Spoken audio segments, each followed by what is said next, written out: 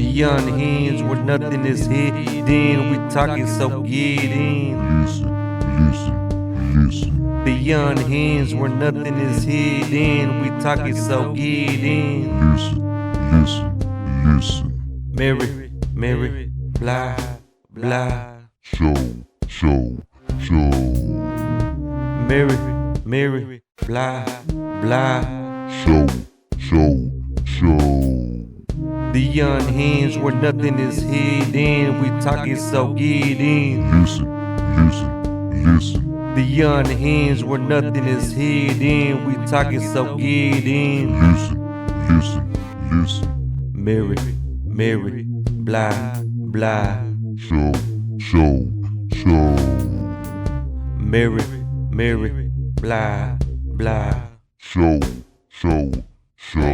Welcome to The Unhinged, a Mary Blige show. Drug and substance abuse continues to be a major problem across the United States, with an estimated of 48.7 million Americans between the ages of 12 and older had a substance abuse disorder. For help, call the National Drug Hotline at 1-844-289-0879. I'm your host, Mary Blige, and I am 32 years clean and counting. Today's guest is TikTok star Derek Sanchez. From Catholic school altar boy, gang leader, to a graduate of RSPS at the University of Texas, and proud father. Today, Derek had time to sit down with me and answer some questions about life in recovery. Welcome to the show. Welcome to the show, Derek. Hello. Hi, how are you? Thanks for being on the show. How are you? Yeah, no problem. Good. I'm doing good. Just enjoying my night. Enjoying your night? Awesome. So I follow you on socials, and I see that you are a recovering addict. So can you tell me a little bit about like when you started using, and if you want to share what your main choice of drug was? Yeah, sure. So basically, I grew up in a really good home, and I didn't have a father figure, right? And that will come into play in just a second. So as I'm growing up, right, I see these guys coming down the street, right? And they look gangster. I'm kind of looking up to them, right? And they started giving me these little brown lines. And I'm like, I didn't know what it was, but all of a sudden I felt like I needed it. And they told me like, well, it's heroin. And me being like sheltered so much, I still didn't know what heroin was. So that was my first experience with drugs. And that kind of just, it went into an ongoing cycle of prison, streets for a good minute now. Yeah. So how long has it been? I mean, how long have you been using? How many years? See, the thing with that is that the drug use and criminal activity kind of go hand in hand. And I make a really bad criminal. So I would only use for a little bit, get locked up, and go back out. So just on and off. I mean, my whole life ever since I was like maybe 16. But I had little spurts of being clean, little spurts of, messing around. So I saw on your social recently that you're back and that you're in recovery. So do you believe that you have do you believe that you're in control of your use now? I'm not a super firm believer in NA or anything like that, the Narcotics Anonymous, but they do make some serious points, right? Like that addiction is a disease, right? So for me to say I'm in control of it is just kind of naive. You know what I'm saying? It's like a little monster inside of you. So you just have to try to maintain it. I wouldn't say control, maintain day by day. Mm-hmm. You've been to recovery a few times, have you not? 3 times. 3 times? Okay. Mm-hmm. So this time though, I noticed on your socials that there's some things that you're doing that's different. I see that you look different. You're saying things of like you believe in God and stuff like that. So what's different about this time than the other times? Ketamine infusion. So ketamine infusion is used to treat like PTSD, depression, anxiety, and drug use as well, right? Yes. So I'm not really familiar with it. So can you elaborate a little bit? Okay, yeah. Sure. So being that I had insurance, right? They're like, oh, well, you get to get a ketamine infusion. And I'm like, okay. And when I finally woke up and I was like back to myself again, I realized that I felt different. So I started researching a little bit. And apparently the ketamine infusion with addiction and detox is only 2 years old, right? They just kind of figured it out that it can separate the craving from your brain when it comes to drug use, right? It's only done in Austin, San Antonio, and Canada, and it's less than 2 years old. So they said it's supposed to like reconnect stuff in your brain and do this and that. Ketamine is a sister drug to PCP, right? And I don't know what it did, but like I feel on focus, right? I'm clear minded, and everything is just like better. But it's up to the person. I just talked to the people that did it for me. I went by there yesterday to thank them, and they said it's up to you. The ketamine refuses things, but it's up to you to make it work. So, what are techniques that you're doing now that's helping you? The gym. The gym is a lifestyle. Like I love to work out. I love to punch a punching bag. You know, Mhm. I want to take care of myself. I want to look good. I just turned 39 yesterday. Happy birthday, by the way. Oh yeah, thank you. You're welcome. I'm probably So like a you, rock star with no rocks. oh, Rocks. so you're saying like keep yourself busy, like doing gym, and you thought of doing like Yeah, other like hobbies and stuff like that that keeps your mind yeah, busy. for sure, for sure. And okay, and so you don't do NA, but do you do any? Do you connect with other people who are in recovery? Yeah. So when it comes to my social medias, like especially like my TikTok, I don't Mhm, really interact with people, right? Because my TikTok is my art form. But mhm, people do reach out, like, hey, I seen your story, and I have a boyfriend who's in. What do I do? Like I'll always answer anything in any of my social medias when it comes to someone needing help, as far as what to do when the addiction phases. I also went to college mhm. to be a recovery coach. Where do you see yourself 5 years from now? Well, I hope to run for president, but if that doesn't happen, then I want to get back into working at treatment centers. I worked at a treatment center for a year. So I figured before I go back to working at a treatment center, I need to make sure that I'm right first. Yeah, for sure, for sure. But you would have I think you would be good because you would have, the ins and out. You've been doing it since you're 16 years old. So I think that you have a lot to offer people. You just got to take care of yourself first. Um, so let me ask you this. How have you responded to your addiction triggers in the past? And do you recognize those patterns now? Oh yeah. Um, it's like in life, right? When things knock you down, right? You can't go run to something, right? You have to deal with it. Um, any kind of pain is a part of life. And an excuse to pain would be to use a substance, right? To take you away from that particular reality, right? And you just can't do that. You got to tough it out.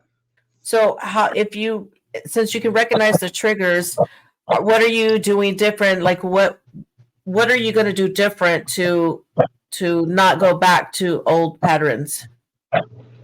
Um, so one of the old patterns is something that I want to get back to, right? When I had the old pattern of 5 years clean, I remember what I was doing, right? It was the gym, it was working, it was this and that. So I use that as a reference point to kind of stay on a straight and narrow path. Good. So the other thing is that I wanted to ask you. So, all right, Derek. So, what kind of coping strategies are you currently using to cope with your addiction triggers Mm. besides the gym? But basically, like as a man, like myself, right? Your gym is everything to me, right? Because all that little, negative things I might have in my brain, all the little bit of fierceness in my soul, right? I can go hit a punching bag, sweat it out, right? I can push some weight. So when it releases endorphins in your brain, you know what I mean? And it makes you feel okay. So the gym is just like the almighty powerful thing for me. Some people it's church, religion. Some people it's NA. Some people need to be surrounded by other people. I did 12 years in prison by myself. So I know my inner strength is okay. So I just need to get the physical part out, and it works. Right. And do you have support system right now? Yes, my family. So as from the last time where I came out of rehab, there's something different about me now, right? My mom, Mm-hmm. she lets me use her car. Like she doesn't let nobody use her car, but she can tell the difference. She heard it in my voice when I was in rehab. Like there is something that is different about me, and I'm telling y'all, it's ketamine infusions. It is the future of recovery. Good. So let me ask you this. I followed you before on your TikTok, like because you have now a new TikTok account, and you were like TikTok famous and stuff. Do you think that that had some kind of influence that triggered you to going back to using drugs, or do you think that's has nothing to do with that? I appreciate you following my account, and I'm still TikTok famous. And Yes, you are. yes. Um, TikTok and my social media, right? It's a view into my life, right? And Mhm. it's my accountability. You know what I mean? Like when people see me not making videos in a couple of days, they're like, "Hey, Derek, are you okay?" You know, when I make a video, like my face has to look chunky right here. Just and when I use drugs, it kind of swings in. Like I don't like looking like that. So yes, it plays a major part in my life. So you think that by putting all your stuff out there, it holds you accountable because people know that you were doing drugs before and they know that you're recovering now. So do they hold you? Does anybody hold you accountable? Does Derek hold himself accountable?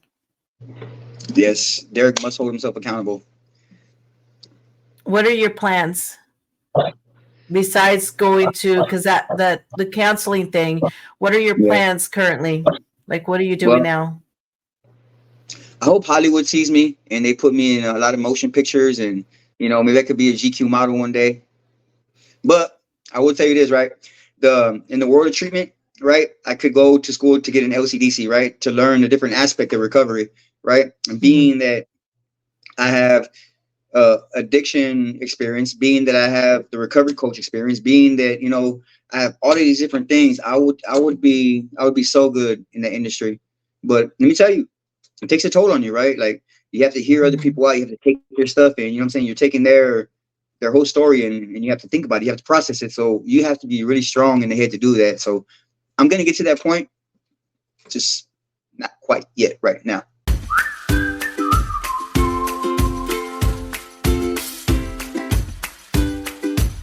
Soundstripe.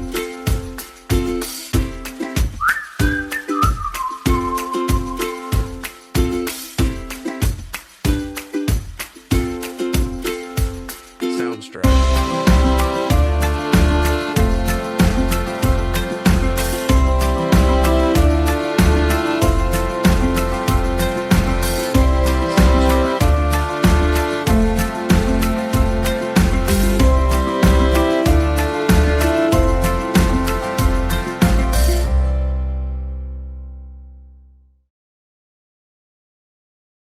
Okay, but I think that we all, like, I think that all your TikTok followers believe that you can do it. So good for you. I'm glad that you're doing good and that you're with your recovery and that you are doing the ketamine infusions and that that's helping you.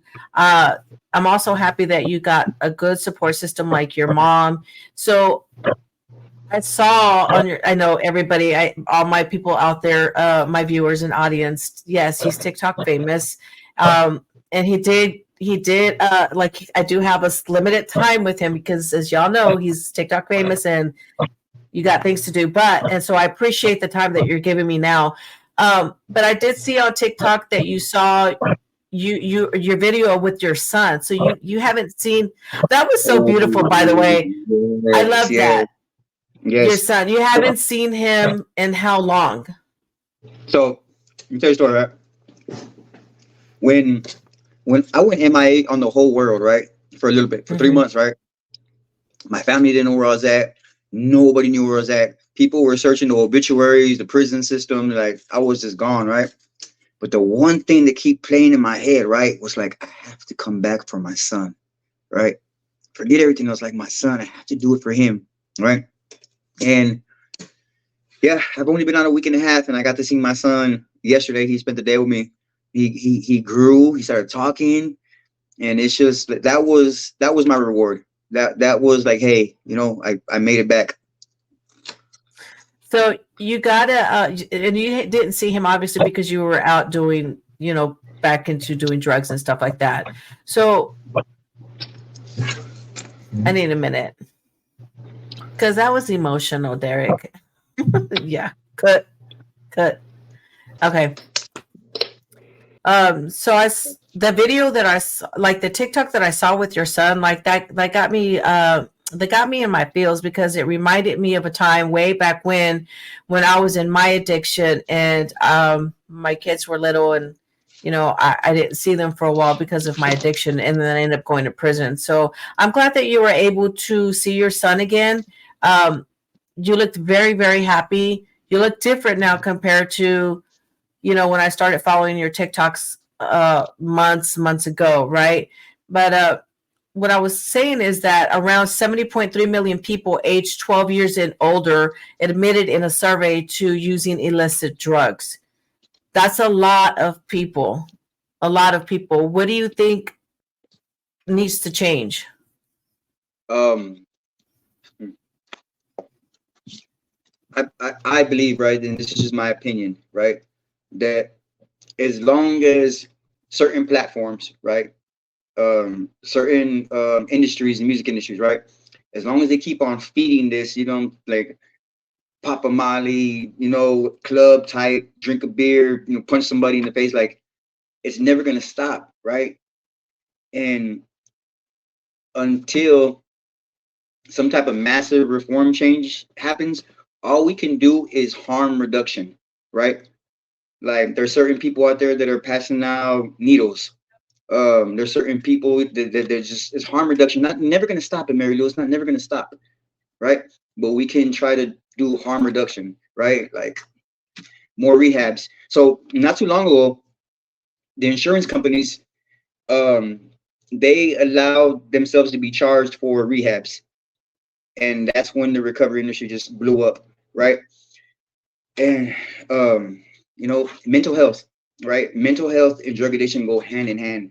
Most Yeah. people who have an addiction, they have mental health problems too. So it's a double-edged sword for sure. That's true.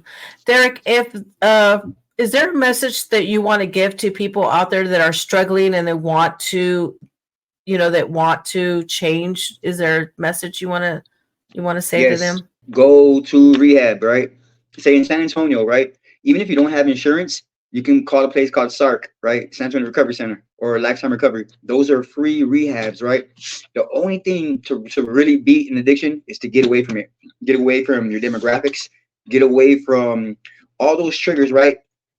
And talk to professionals, right? People who have been there, done that, And if you're mentally unstable, most of rehabs have doctors, right, where they can prescribe you something, and you can get well again. But you have to get away from your neighborhood. You have to get away from your people. That's how to get better. That's good advice, Derek. All right, Derek. So, how are you feeling? How are you feeling now? Like, what do you need? I'm feeling sexy. No, Oh, I almost choked on my chair. Cut. good. No, we're good. We're good. It's a blooper. Leave it in. Leave it in. It's cool. All Okay, right. leave the blooper in. Yeah. I'm feeling very determined. Right. Um, in my previous attempt at sobriety and being clean, I let the disappointments of not getting a job, I let the disappointments drag me back down, right? And this time I'm like, I'm so hard headed right now. I'm so determined. Like, if one thing doesn't happen right for me, I'm gonna make something else happen, right? I'm a bull right now, mentally, physically. And one thing I want to talk about too is a stigma, right? Especially for men, Mexican men or Latino. We have this culture, like, what I'm saying? Medication. I always believed that I was too strong for any type of mental medication. I didn't need it, but it's helped me a lot. I'm on a medicine called Wellbutrin. It helps with my ADHD just a little bit. Helps with a lot of different little things just a little bit. And you just got to stabilize yourself, man. Like, if you know you have a temper, then go ahead and take care of that. Go see a doctor. That's what they're there for. So it's a number of things. Rehab, mental stability, support system. It's a recipe, right? It's like a cake. You know what I'm saying? It takes a whole bunch of different ingredients to get it right.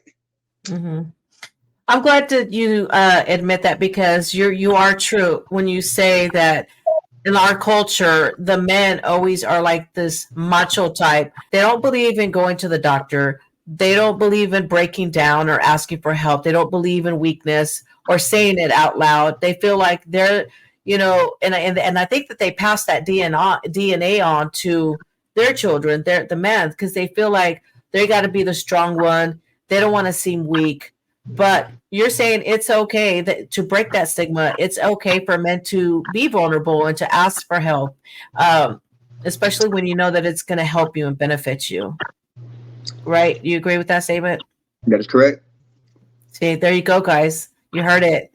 Don't be all shy and asking for help, because everybody needs help. I feel like mental health is a big thing, and and drugs do go hand in hand with that, as you stated earlier. So definitely, if you're out there and you're having, issues and you don't know where to turn, there is help. And I'll put some links up on the end of this video as well. If you guys are in addiction and want to, recover, I got some numbers that I can put up on the link too. Derek, for all your TikTok followers, do you have a message for them? Because I know that you love all your fans. I do. I love you, TikTok followers. Keep following me. Keep following me, man. My whole life is on there. Day to day. I'm always gonna bring my energy. I'm always gonna bring my happiness. And if you see me disappear for 3 or 4 days, y'all better DM me and message me and be like, "Are you okay?" And I'll type shit. No, well, we're not gonna think like that, because the goal is to just one day at a time and to continue being positive on a daily basis and make things happen in a positive and a different way than what we've done in the past. Correct? Because you want to stay sober and you want to live long enough. You want to be able to see your child grow up and your son graduate and get married, and you want to see your grandbabies. You can do it. I did. I've been in my recovery for 29 years now. So you can do it. Like, you're gonna have you have a big support. Your TikTok followers are your big support. Your family's your support system, and everybody's gonna hold you accountable.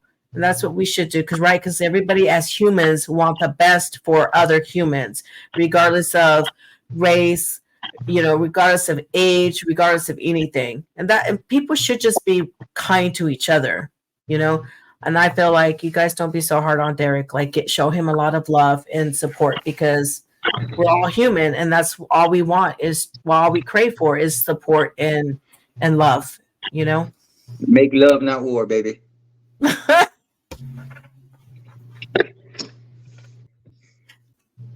I got one more thing to talk about. Okay.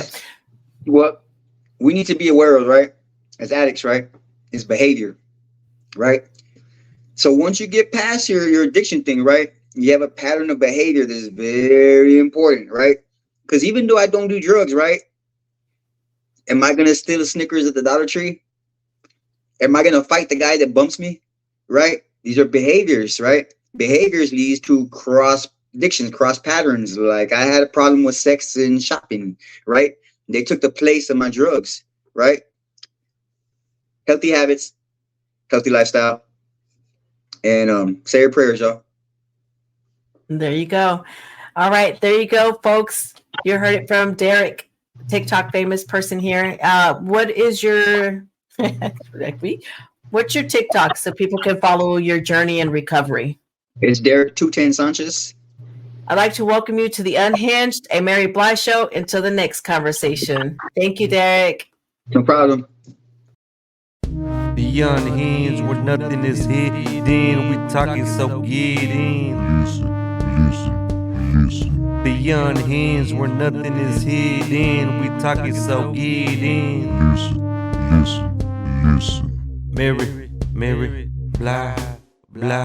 Show. Mary, blah. Show. The unhinged where nothing is hidden. We talking so get in. Listen. The unhinged where nothing is hidden. We talking so get in. Listen. Mary, blah. Show. show, Mary, Mary, blah, blah. show, show, show.